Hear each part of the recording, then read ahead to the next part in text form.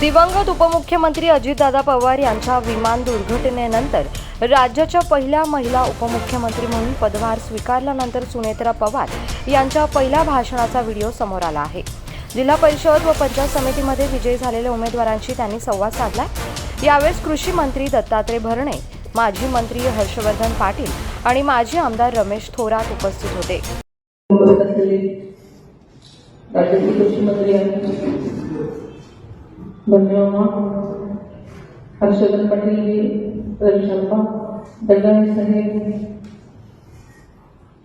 आमचे संभाजी मोरकर, सुरेश अण्णा, खोते साहेब, दुर्गाडे साहेब आणि सर्वच मान्यवर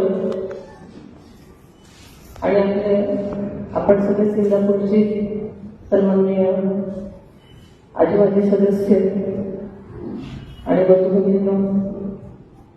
सर्वप्रथम मी पंचायत समिती आणि जिल्हा परिषद मध्ये सिंगापूर तालुक्याने संबंध पूर्ण सीट जिंकून जो विक्रम केला आहे त्याबद्दल मी तुम्हा सर्वांचं आणि सगळ्याच नेते मंडळी, कार्यकर्ते आणि जनता त्यांचे मी मनापासून आभार मानते।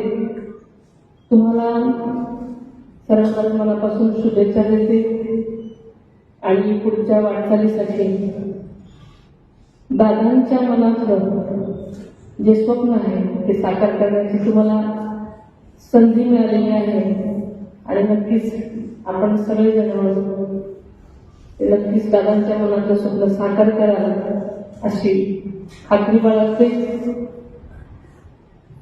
खरं तर हर्षवर्धन साहेबांनी आणि मामांनी सांगितल्याप्रमाणे मला आयुष्यात कधी वाटलं नव्हतं की मी इथे नृत्य शिकवले